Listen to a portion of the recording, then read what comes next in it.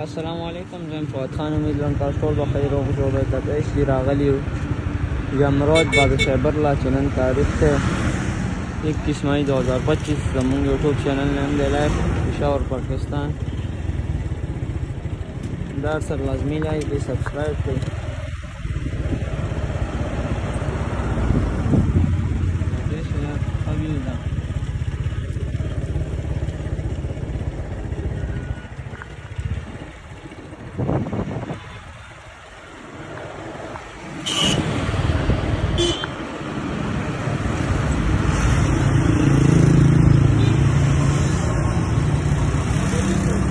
باب خیبر